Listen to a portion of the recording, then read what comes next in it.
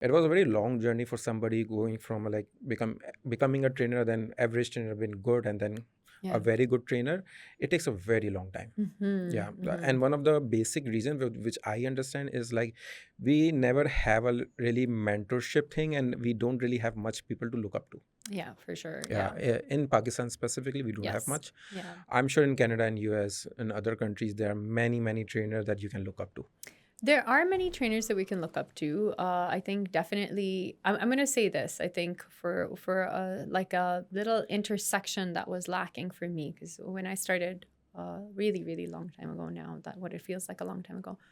Um, I started most of the like the gym that I worked at was just all like white women. And it was really I was different, right? And it was really different because when I looked around me, there was no one who could relate to me. So Mhm. I would say like I identify like South Asian, a Muslim woman, and I noticed no one had families. Like no, I had a very small child at that time. My daughter was very small. She was about 2 years old, and this is a tough job. Like this is a job where you have to wake up in the mornings.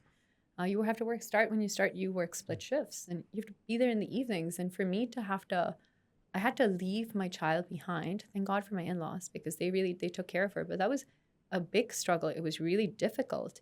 And I didn't have anyone to look up to. I didn't have anyone to ask to say, "Hey, how are you doing this? How are you balancing your family with this career? Because this is very difficult. Like I have to go out on the weekends. I don't see my child much."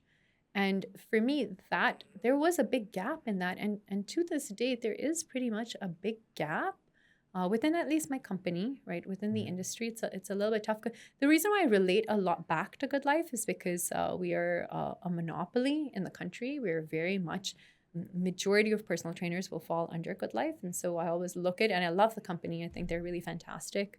The management system is incredible. Anytime we highlight some sort of issue within the system, they will always work to address it. So I really do love it for that reason.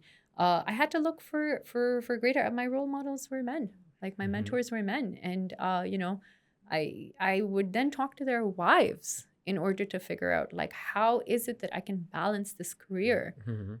with my responsibilities for my family, because family was really important to me, right? Like my husband, my in-laws, my parents, my children, these are very important things. And so having that type of mentorship was very much missing to say how can I manage all these things. And so it was a big struggle, but like I said, I think we're all trying to develop a good system. Mhm. So, and I think you're like the mentorship is really, really important to develop a good trainer. But like someone like yourself, like you running this facility, and training your trainer, this is a huge thing. This is something that we want out of all of our gyms at Good Life too. We have fitness managers, and one of their roles is just to develop the trainers, right? And be that person, that manager, sort of that mentor for them. So I think that is really important. But like I said, I think like for women, I'm going to talk to women. It's a tough one to look up to. Like, how do you do this as a full time job? Because we can all do Mhm. it as a part time job. We talked about that, but we know that career trainers are the ones that are like they really can get into the nitty gritty and they can really affect and change lives.